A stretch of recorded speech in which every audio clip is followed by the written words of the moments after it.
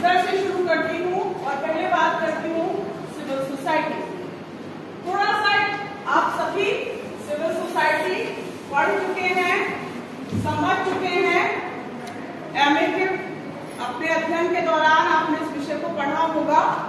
Civil society क्या है, ये प्रजातंत्र से कैसे अलग है, क्या महत्व है इसका, क्या कैरेक्टरिस्टिक्स हैं, इस पे हम बात करेंगे। नागरिक समाज, जब हम सिविल सोसाइटी की बात करते हैं तो we consider it as a integral part of democracy. ये कहते हैं कि प्रजातंत्र या वर्तमान प्रजातंत्र नागरिक समाज के बिना अपना कार्य, specially the welfare functions of the state को परफॉर्म नहीं कर सकता। That means civil society is needed to prevent the democracy, to fulfill the needs of the democracy। यानी अगर हम बहुत सरल शब्दों में कहें तो प्रजातंत्र की जो अपेक्षाएं हैं, उन अपेक्षाओं को पूरा करने के लिए हमको किसकी जरूरत होती है? नागरिक समाज की जरूरत। अब ये नागरिक समाज क्या है? देखिए, अगर व्यक्ति है तो व्यक्ति के साथ आती है समस्या, परेशानी, और समस्या जेंडर की हो सकती है, समस्या हेल्थ की हो सकती है, समस्या आप लोग दूर से यात्रा करके आते हो, ट्रांसपोर्ट की हो सकती है। क्या इन सारी समस्याओं का समाधान राज्य कर सकता है? नहीं कर सकता। State can not solve all the problems of the individuals.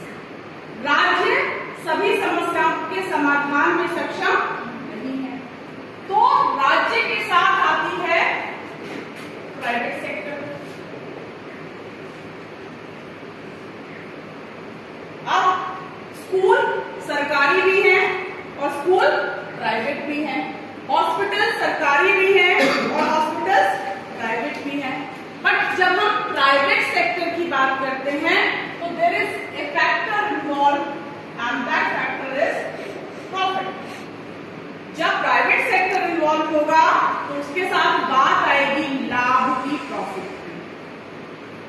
अब प्राइवेट सेक्टर और स्टेट, इन दोनों को मिलकर इन समस्याओं का समाधान करना था। अगर वो समस्याएं अनुत्तरित रह जाती हैं तो उन समस्याओं के हल के लिए जो एंटिटी सामने आती है वो है समाज। आपको पेड़ लगाना है, आप पेड़ लगाइए। आपने एक ग्रुप बनाया, एक समूह बनाया और एनवायरमेंट या पर्यावरण के कॉज के लिए काम करना शुरू किया। आपको स्त्री पुरुष असमानता बहुत बुरी लगती है समाज में, और आपने ये तय किया कि इस स्त्री पुरुष असमानता को दूर करने के लिए मैं एक संगठन बनाकर अपने साथ के लोगों को जोड़कर काम करूंगा।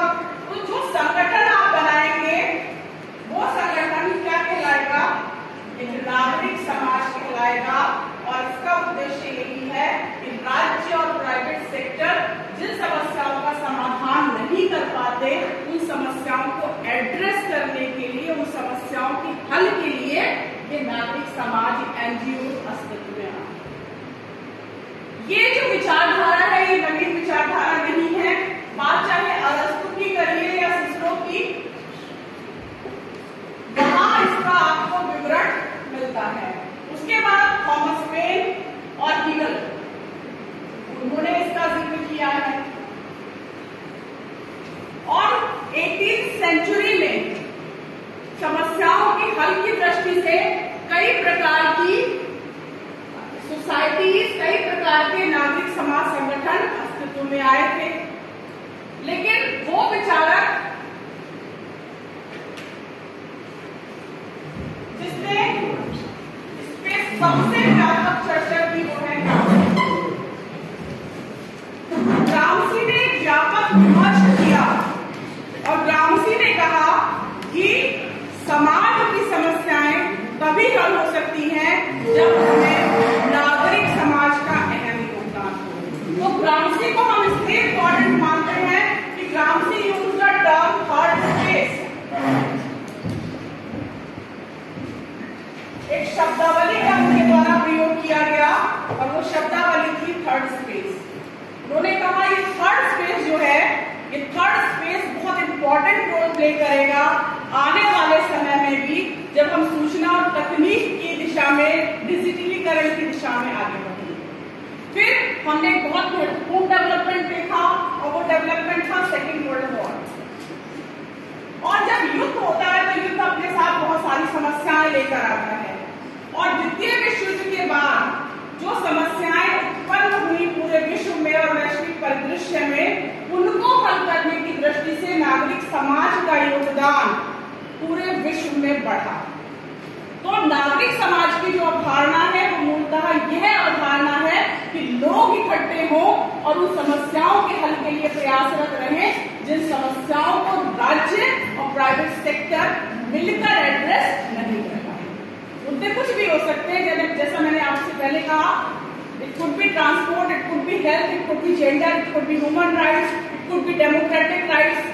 तो किसी भी विषय विशेष को लेकर जब लोग इकट्ठे होते हैं और जब मोटिव प्रॉफिट नहीं होता, तब वो संस्था जो काम करती है वो काम नागरिक समाज के द्वारा किया गया कार्य कहलाता है। अब नागरिक समाज की इस अवधारणा और उसके ऐतिहासिक पृष्ठभूमि को समझने के साथ साथ हम ये भी समझने का प्रयास करते हैं कि इसकी क्या इंपॉर्टेंस है, क्योंकि बेसिकली क्वेश्चंस में ये पूछा जाता है कि what is the importance of civil society. सबसे पहली इंपॉर्टेंस है कि ये क्या करते हैं, ये करते हैं पॉलिसी एडवोकेसी।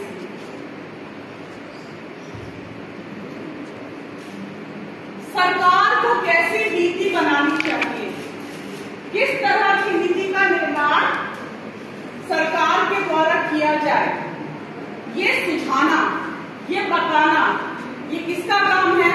ये काम है हमारे नागरिक समाज संगठन। फिर ये क्या करते हैं? They try to ensure the transparency, पारदर्शिता लाने का काम करते हैं। अगर आप ध्यान से देखें तो 2005 का राइट टू इंफॉर्मेशन को लेकर किए गया जो भी मूवमेंट था, that movement is a movement started by civil society. 2005 के बाद अगर आप आगे बढ़ेंगे तो आप पाएंगे ह्यूमन राइट्स को लेकर एक बड़ी रजीम आगे बढ़ी थी, और ह्यूमन राइट्स के बाद आप देखिए तो लोकपाल विधेयक को लेकर अन्ना हजारे का जो पूरा मूवमेंट था, और जिस तरह के जन लोकपाल की उन्होंने बात की थी, वो जन लोकपाल और लोकपाल को लेकर किया गया पूरा आंदोलन नागरिक समाज की गई। ठीक है, तो ये नागरिक समाज किसी तरह से राइट टू इंफॉर्मेशन आया, पारदर्शिता आई, तो वो कब आई? जब प्रयास किए गए नागरिक समाज के द्वारा कि प्रशासन को ज्यादा पारदर्शी, ज्यादा रिस्पॉन्सिबल बनाया जाए। फिर ये लोग क्या करते हैं? Social audit.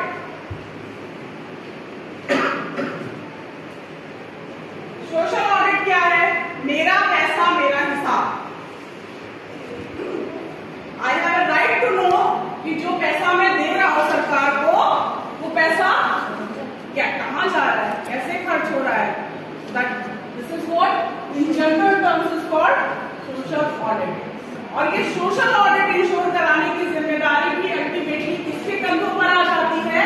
हमारे नागरिक समाज के कंधों पर आ जाती है। और एक फैक्ट ये है कि इस समय भारत में लगभग 35 लाख एनजीओ रजिस्टर्ड हैं, आउट ऑफ विच 18,732 ऐसी हैं जिनको फॉरेन फंडिंग मिल रही है। तो ये बड़ी संख्या है भारत जैसे देश के संदर्भ में। यद्यपि जब हम नागरिक समाज की समस्याओं की बात करते हैं तो इस ओर भी ध्यान जाता है कि जो फॉरेन फंडिंग मिल रही है, क्या उस फॉरेन फंडिंग का दुरुपयोग तो नहीं हो रहा, राष्ट्र विरोधी कार्यों में तो नहीं उसका इस्तेमाल हो रहा।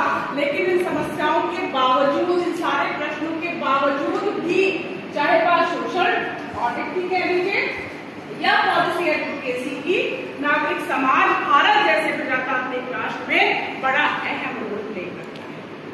और इसकी इंपॉर्टेंस क्या है? इसकी इंपॉर्टेंस यही है कि जब तक अपनी समस्याओं से एडीआर है, ADR is a very important institution, क्योंकि एडीआर जो डिक्लेरेशन, जो प्रपत्र प्रस्तुत करता है, उससे हमें पता चलता है कि डेमोक्रेटिक राइट्स को लेकर वेयर वी आर स्टैंडिंग। और हमारे भारत की सबसे बड़ी सफलता ये रही है कि आजादी के इतने सालों बाद भी अपने प्रजातांत्रिक स्वरूप को हम बचाए और बनाए रख पाए हैं। और अगर इस प्रजातांत्रिक स्वरूप को बचाए और बनाए रखने के साथ साथ हम एक ज्यादा ट्रांसपेरेंट डेमोक्रेसी, गुड गवर्नेंस की बात करते हैं, तो उस गुड गवर्नेंस के लिए what is required, we required a civil society that is very effective.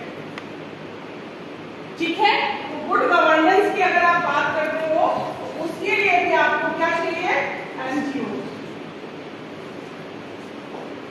उसके लिए भी आपको कहीं ना कहीं सिविल सोसाइटीज की दरकार है।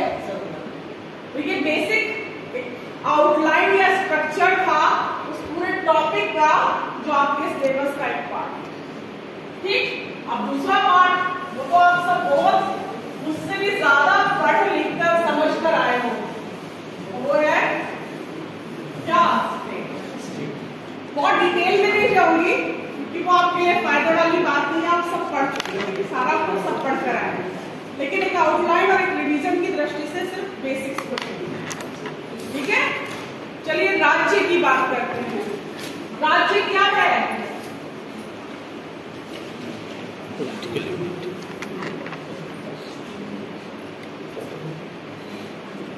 राजनैतिक रूप से संगठित समाज ही राज्य है। जब आप समाज की बात करते हो तो समाज में कौन होता है? लोग होते हैं, है ना। कुछ लोग किसी स्थान पर रह रहे हैं तो क्या बन गया, समाज बन गया। लेकिन वो समाज जब राजनीतिक रूप से संगठित हो जाए, वो समाज जब न केवल नागरिकों को आंतरिक सुरक्षा देने लगे बल्कि संप्रभुता लाकर उनकी बाह्य सुरक्षा की भी जिम्मेदारी ले ले, तो वो जो समाज उत्पन्न होगा, राजनीतिक रूप से जो संगठित समाज होगा, उसी को हम क्या कहेंगे? वर्ड की बात करें, स्टेटस वर्ड से स्टेट वर्ड आया। यूनान में पोलिस वर्ड का यूज होता था सिटी स्टेट्स के लिए। क्या यूनान के साथ ही राज्य की अवधारणा आई? क्या यूनानी नगर राज्य पहले राज्य थे? नहीं। अगर आप बात करो तो मगध और लिच्छवर जैसे गणराज्य उससे पहले मौजूद थे, इंपीरियल स्टेट्स। और अगर आप लिखते हो कि यूनानी नगर राज्यों से पहले भी इंपीरियल स्टेट्स की अवधारणा थी, गणराज्य थे, तो गलत नहीं होगा, वो सही होगा। लेकिन ये भी एक फैक्ट है कि जब हम इतिहास पढ़ाना शुरू करते हैं तो हम यूनानी गणराज्यों पर पहुंच जाते हैं। और वहां पोलिस वर्ड का यूज किया गया, जबकि जो वर्ड स्टेटस है that is used by Germans. ट्यूटस करके जर्मन ट्राइब होती थी और वो ट्राइब यूज करती थी वर्ड स्टेटस का, और वहां से फिर क्या बन गया? स्टेटस। और जब अमृतसर आए थे तो उन्होंने ये भी बताया था कि राइट्स एंड ड्यूटीज को लेकर जो मॉन्टेविडियो कन्वेंशन हुआ था उरुग्वे में, that convention was the major development towards the definition of state. यानी राज्य की जो आधुनिक परिभाषा थी उसको लेकर एक बड़ा महत्वपूर्ण परिवर्तन था। लेकिन ये जनरल चीज है, स्टेट वर्ड से धीरे धीरे हम आगे बढ़े और स्टेट की अवधारणा सामने आई।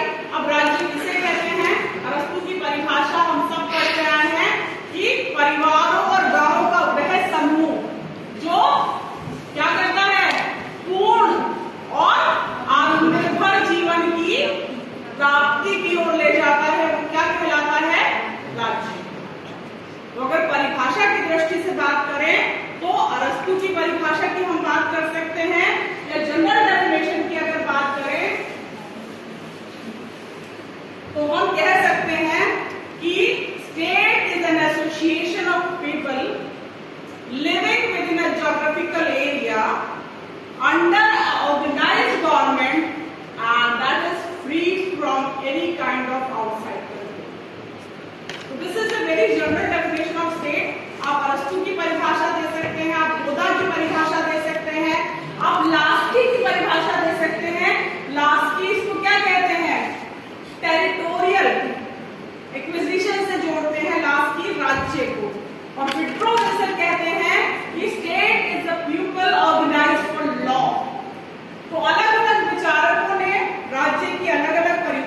परिभाषाएं दी हैं, अरस्तु की परिभाषा, बोधा की परिभाषा, वुड्रो विल्सन की परिभाषा, किसी भी एक परिभाषा को आप राज्य की मान्य परिभाषा के रूप में स्वीकृत कर सकते हैं।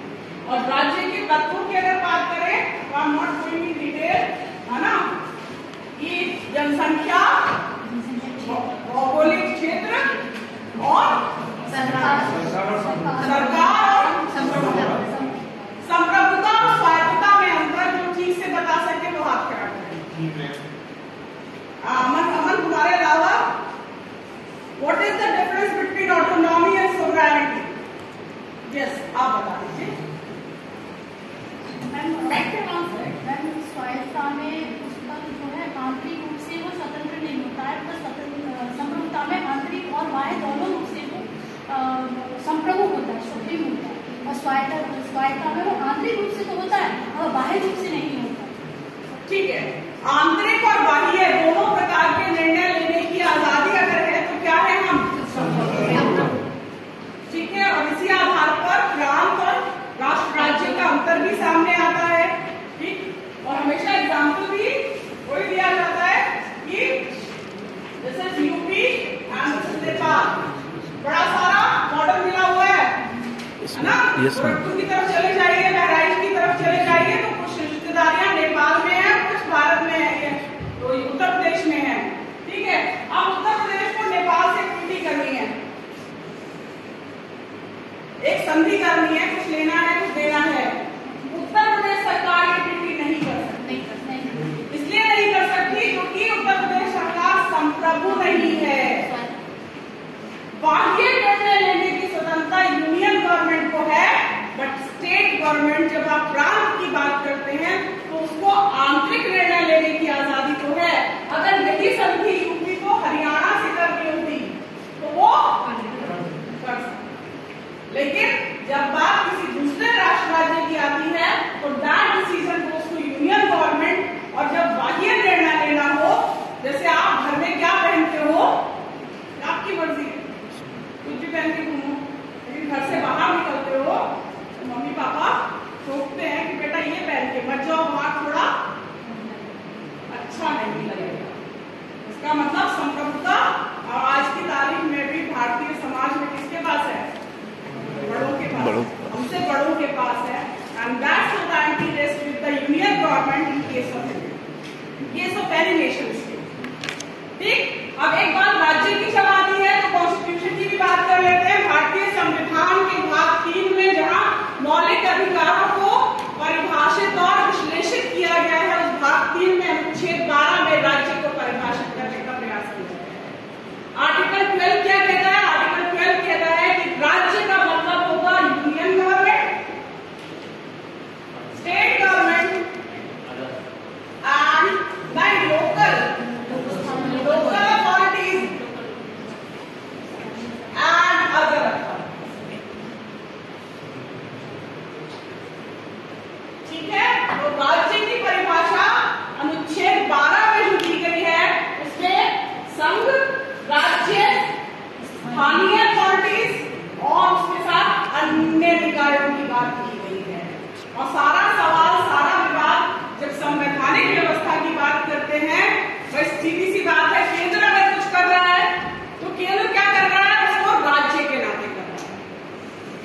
राज्य अगर कुछ कर रहा है तो राज्य या प्रांत अगर कुछ कर रहा है तो वो भी स्टेट का रिप्रेजेंटेटिव है। ठीक, लोकल अथॉरिटीज मतलब म्यूनिसिपैलिटीज और panchayat, they are also representing the state. But जब अदर अथॉरिटीज की बात करते हैं तो यहीं पर सारा केस लॉ और सारा विवाद आ जाता है।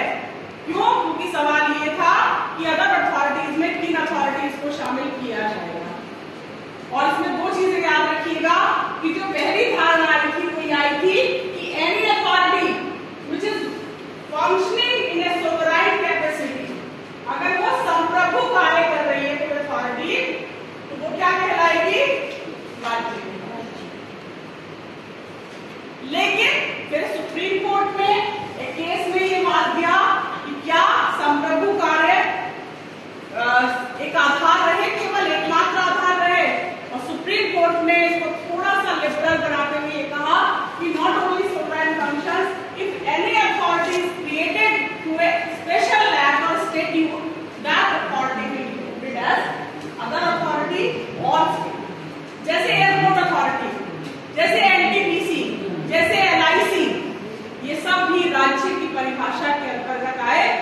कि सर्वोच्च न्यायालय ने यथार्थ किया, चाहे तो लिख लीजिए कि सर्वोच्च न्यायालय ने अपने महत्वपूर्ण निर्णय में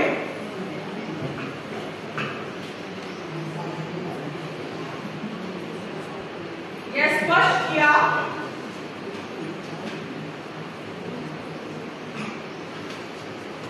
कि ऐसी कोई भी संस्था या निकाय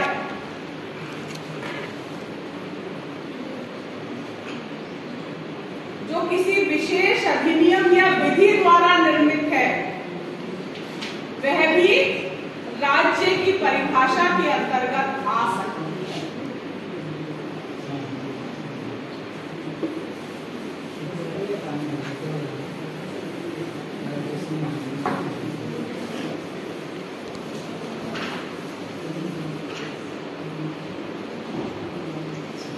ठीक है, तो एक आउटलाइन सिविल सोसाइटी का मिल गया। व्हाट इज स्टेट, ये हमने थोड़ा सा चर्चा कर ली। थोड़ी सी चर्चा इस बात पर अब करते हैं कि ओरिजिन ऑफ स्टेट को लेकर क्या थोड़ी सामने है, राज्य की उत्पत्ति को लेकर जो अलग सिद्धांत है वो क्या बात करते हैं। आप सब पढ़ चुके होंगे, class is for the revision, right. और राज्य की उत्पत्ति की बहुत थोड़ी सी बात मैं करूंगी आपके साथ। कौन कौन सी थ्योरी? सबसे पहली थ्योरी एक मार्कर